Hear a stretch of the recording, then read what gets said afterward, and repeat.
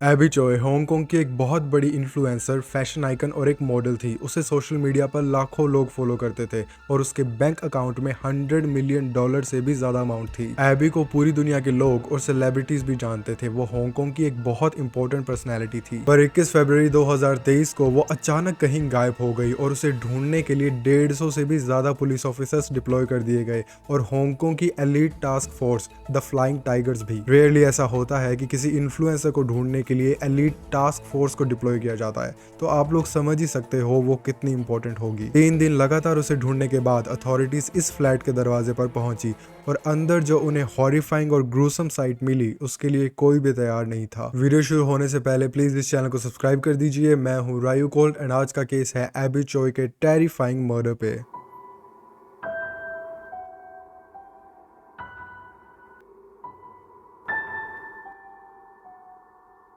AB चोय का जन्म 11 जुलाई 1994 हांगकांग में हुआ था। उसके पेरेंट्स के मल्टीपल कंस्ट्रक्शन बिजनेसेस थे हांगकांग और चाइना में। वो एक एक्सट्रीमली वेल्दी फैमिली में पैदा हुई थी, जिसका मतलब था उसे बचपन से ही किसी चीज की कोई कमी नहीं थी।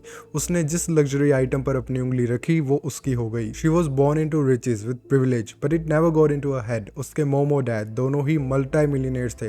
वो बहुत ही लग्जरियस जिंदगी जीते, पर फिर भी वो दिल की बहुत साफ थी। वो बहुत अच्छी थी। एबी के फ्रेंड्स ने बताया कि वो बहुत ही रिस्पेक्टफुल, सपोर्टिव और केयरिंग थी। वो पावनीज चैरिटेबल ऑर्गेनाइजेशन की भी को-फाउंडर थी, एक चैरिटी जो स्ट्रे एनिमल्स की मदद करती है। एबी काफी एक्टिवली इस चैरिटी में इन्वॉल्व थी और उसने अपना खुद का काफी पैसा खर्च कर दिया था स्ट्रे एनिमल्स की हेल्प करने के लिए। अब हम आते हैं एबी के करियर पर। वो अपनी लाइफ में इतना कुछ कर रही थी तो उसके पास पैसा आता कहां से था। 2012 जब एबी 20 साल की थी तो उसने अपनी इन्फ्लुएंसर बनने की जर्नी शुरू की इंस्टाग्राम से। वो अपने अकाउंट पर अपनी एक्सपेंसिव परचेजेस की पिक्स डालती, अपनी लग्जरियस ट्रिप्स की पिक्स डालती और धीरे धीरे उसने अपना चेहरा भी दिखाना शुरू कर दिया था।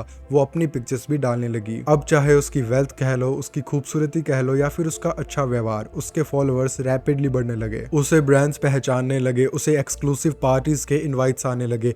AB regularly Paris fashion week भी अटेंड करती थी। उसने डियोर जैसे बड़े बड़े ब्रांड्स के साथ काम किया था। वो बड़े बड़े सेलिब्रिटीज के साथ घूमने लग गई और धीरे धीरे वो खुद भी एक सेलिब्रिटी बन गई। वो लीडिंग मैगजीन्स जैसे कि हार्पर्स बाजार और वोग में भी फीचर हुई और उसके इंस्टाग्राम पर 1.5 लाख से भी ज्यादा फॉलोअर्स हो गए थे। Absolutely everyone adored her and men wanted to date her. पर उन्हें ये नहीं पता था कि सिर्फ 18 साल की उम्र में ही एबी ने एलेक्स क्वांग नाम के एक आदमी से शादी कर ली थी। एलेक्स और एबी मिले जब वो दोनों सिर्फ 15 साल के थे। अनलाइक एबी, एलेक्स एक मिडिल क्लास बैकग्राउंड से था, पर एबी को ये चीज मैटर नहीं करती थी। उनका कनेक्शन इतना स्ट्रॉन्ग था कि 2012 में जब वो दोनों सिर्फ 18 साल के थे उन्होंने शादी कर ली और उनके 2 बच्चे भी हो गए। इतनी यंग एज में एबी ने शादी कर तो ली थी, पर वो ज्यादा समय तक चली नहीं। सिर्फ 3 साल बाद ही उन दोनों का डाइवोर्स हो गया। 2016 में एबी ने दोबारा शादी की क्रिस टैम नाम के एक आदमी से।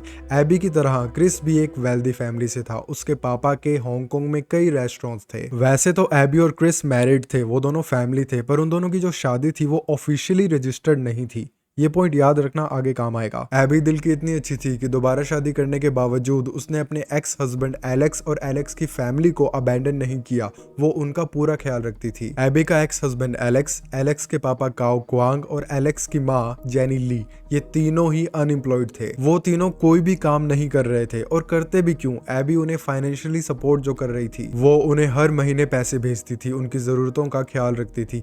और तो और एबी ने एलेक्स की फैमिली को एक पोश नेबरहुड में फ्लैट तक खरीद के दिया था ताकि वो एक रेप्यूटेड जगह पर सर उठा के रह सके। वो फ्लैट एबी को $8 मिलियन का पड़ा था, विच इज अ लॉट। और इतना ही नहीं, एबी ने एलेक्स के भाई एंथनी की भी बहुत मदद की थी। एंथनी के पास कोई जॉब नहीं थी तो एबी ने उसे अपना पर्सनल ड्राइवर बना लिया। और इतना ही नहीं, उसने एंथनी को एक पैनकेक स्टॉल भी एस्टेब्लिश करके दिया और उस बिजनेस में एंथनी ने एबी के $16,000 भी गवा दिए थे।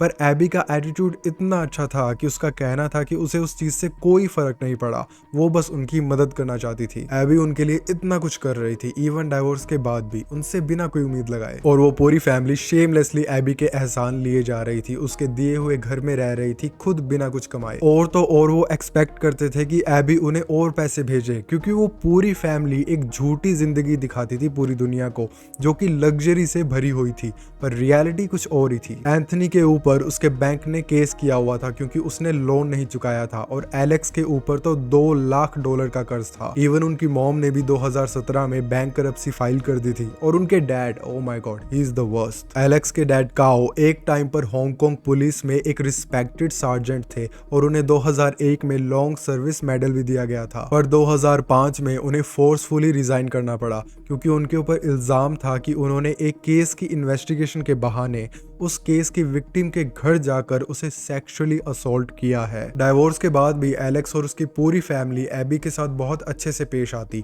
वो कुछ फेस्टिवल्स भी साथ में बिताते और देखकर ऐसे लगता कि वो पूरी फैमिली एबी को अभी भी बहुत प्यार करती है। पर बेचारी एबी को ये नहीं पता था कि वो सब बस एबी के पैसों से प्यार करते हैं और जल्दी उन्होंने अपना असली चेहरा दिखा दिया। एबी ने डिसाइड किया कि वो एलेक्स की फैमिली वाला फ्लैट बेचना चाहती है, जो कि वो बेच सकती है क्योंकि वो उसी ने खरीदा था। और एबी इतनी अच्छी थी कि उसने उस फैमिली से कहा कि वो उनके रहने के लिए एक नई जगह भी खरीद कर दे देगी ताकि उन्हें कोई परेशानी ना हो। पर यह बात तो साफ थी कि उस ग्रीडी फैमिली को वो नया घर नहीं चाहिए था, उन्हें उस 8 मिलियन वाले कॉन्डो में ही रहना था। वो 6 साल से एबी के दिए हुए अपार्टमेंट और उसके पैसों पर जी रहे थे और अब उनका कहीं जाने का मन नहीं था। जब भी एबी उनसे वो अपार्टमेंट बेचने के बारे में बात करती तो हमेशा वो बात एक हीटेड आर्ग्यूमेंट में बदल जाती। और एक बार तो काओ ने एबी को जान से मारने की भी धमकी दी थी। वो लोग इतना गिर चुके थे और एबी उनकी धमकियों के बावजूद उनके रहने के लिए एक नया घर ढूंढने लगी। She had the heart of gold. AB के बारे में हम जितना जानते हैं, जितना उसकी अच्छाई से वाकिफ हैं, उतना ही दुख होता है ये जानकर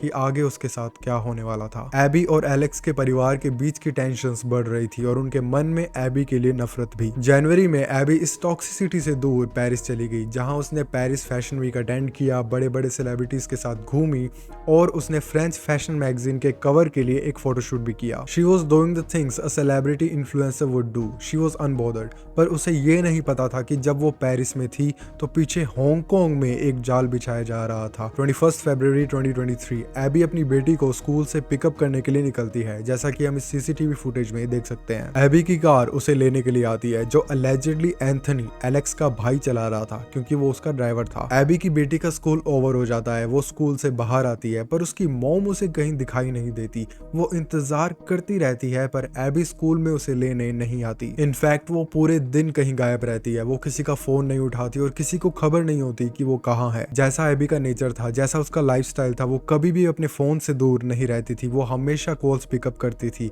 और उसकी सोशल मीडिया एक्टिविटीज भी एकदम बंद हो गई थी। तो टेंशन में आकर उसके घर वालों ने उसकी डिसअपीयरेंस के 2 घंटे बाद ही एक मिसिंग रिपोर्ट फाइल कर दी और रिपोर्ट फाइल होते ही हांगकांग की पुलिस इमीडिएटली एबी को ढूंढने निकल पड़ी। वी नो एबी एक सेलिब्रिटी थी और उसके साथ साथ उसकी फैमिली भी बहुत इन्फ्लुएंशियल थी, तो इसमें कोई हैरानी की बात नहीं है कि उसको इतना स्पेशल ट्रीटमेंट दिया जा रहा था। उसे ढूंढने के लिए 150 से भी ज्यादा ऑफिसर्स लगा दिए गए थे। उसकी डिसअपीयरेंस हांगकांग पुलिस की फर्स्ट प्रायोरिटी बन गई थी और इतने ऑफिसर्स उसकी तलाश में लगे थे तो उन्हें पहला क्लू भी जल्द ही मिल गया।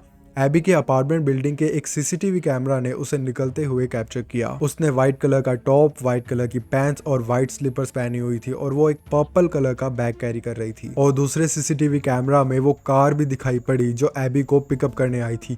वो कार बिल्कुल उसी कार की तरह लग रही थी जो उसने पहले भी कई बार यूज की थी, जिसका ड्राइवर एंथनी था। इस क्लू के जरिए पुलिस वालों ने एंथनी और उसके पूरे परिवार से पूछताछ की, पर पूछताछ से कोई भी यूजफुल इंफॉर्मेशन सामने नहीं आई। सारे परिवार ने कहा कि उन्होंने एबी के गायब होने से एक दिन पहले से उसे नहीं देखा। ऑफिसर्स ने एक इंटरव्यू में बाद में बताया कि उन्हें एलेक्स और उसके पूरे परिवार पर शक हो रहा था क्योंकि उनकी कहानियां केस की टाइमलाइन से मैच नहीं हो रही थी और वो बाद में घुमाए जा रहे थे पुलिस वालों को मिसलीड करने के लिए। एलेक्स और उसकी फैमिली की स्टेटमेंट्स की वजह से ऑफिसर्स का काफी क्रूशियल टाइम वेस्ट हो गया था क्योंकि उन्हें ना जाने कितनी सीसीटीवी फुटेजेस चेक करनी पड़ी उनकी स्टोरीज कंफर्म करने के लिए। और एलेक्स और उसकी फैमिली ऑफिसर्स के नंबर 1 सस्पेक्ट बन गए। इसके बाद ऑफिसर्स ने उस कार का जीपीएस रिकॉर्ड चेक किया जो एबी को पिकअप करने आई थी और उसमें उन्हें जो मिला वो बहुत शॉकिंग था। उन्हें पता चला कि उस दिन वो कार लंग में सुएन नाम के एक डिस्ट्रिक्ट में गई थी जो हांगकांग से 32 किलोमीटर दूर था। इस सस्पिशियस इंफॉर्मेशन के साथ काफी सारे पुलिस ऑफिसर्स को इमीडिएटली उस डिस्ट्रिक्ट में भेज दिया इन्वेस्टिगेशन के लिए। ऑफिसर्स ने हर दरवाजा खटखटाकर पूछताछ की, वहां के सीसीटीवी कैमरा की फुटेजेस चेक की,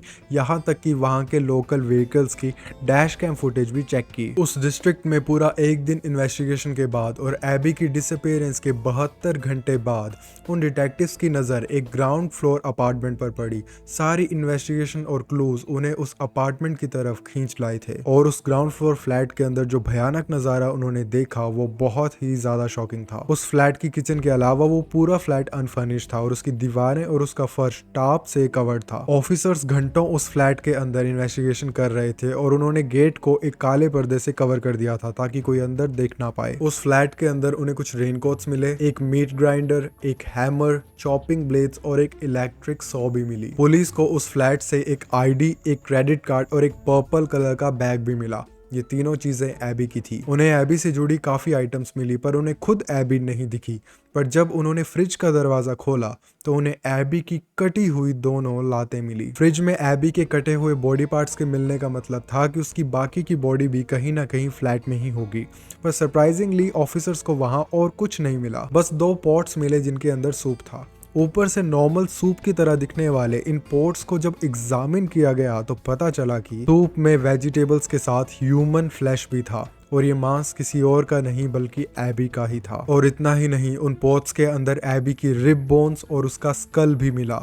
it's horrifying to even imagine कि उन्होंने ना सिर्फ एबी की जान ली थी बल्कि उसके बॉडी पार्ट्स, उसके सर को पका भी रहे थे। जैसे ही इस डिस्कवरी की न्यूज बाहर आई तो पूरे हांगकांग में हैरानी और गुस्से का माहौल बन गया। सब लोग एबी के लिए जस्टिस की डिमांड करने लगे और धीरे धीरे सिर्फ हांगकांग ही नहीं पूरी दुनिया के लोग भी इसमें जुड़ गए। पुलिस ऑफिसर्स ने जब वहां की अलग अलग जगह की सीसीटीवी फुटेजेस चेक की तो एलेक्स और उसकी फैमिली के मेंबर्स दिखाई पड़े, बहुत ही सस्पिशियस एक्ट करते हुए। ऑफिसर्स ने आसपास के और इवन दूर के कई एरियाज में एबी के मिसिंग पार्ट्स ढूंढने की कोशिश की पर उन्हें अनफॉर्चुनेटली और कुछ भी नहीं मिला। पुलिस ने उस फ्लैट की डिस्कवरीज के बाद फौरन एलेक्स की पूरी फैमिली को अरेस्ट कर लिया पर एलेक्स उन्हें कहीं नहीं मिला, वो फरार था। जैसे जैसे एबी की न्यूज फैली एलेक्स उस शहर का मोस्ट वांटेड मैन बन गया और सब लोग उसकी तलाश में थे। एलेक्स के सर पर 200 मिलियन हांगकांग डॉलर्स का इनाम था। That's a lot. उस समय वहां ऐसा कोई भी नहीं था जो इस केस के बारे में बात ना कर रहा हो। ये केस इतना हाई प्रोफाइल था कि वहां की elite special force the flying tigers को भी डिप्लॉय कर दिया गया था। 25 फरवरी को पुलिस वालों ने फाइनली एलेक्स को ढूंढ निकाला और उसे अरेस्ट कर लिया।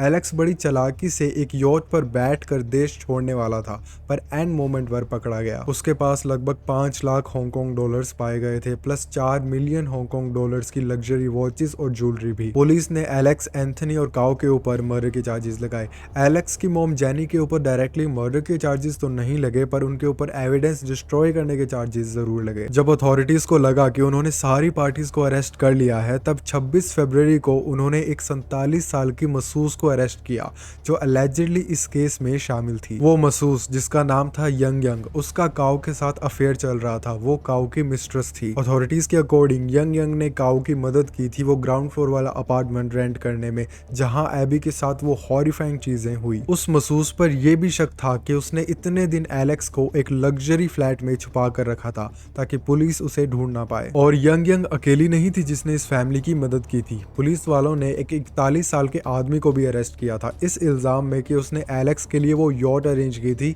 3 लाख हांगकांग डॉलर्स के बदले में। और आखिरी अरेस्ट था एक 29 साल की इन्फ्लुएंसर आयरीन का।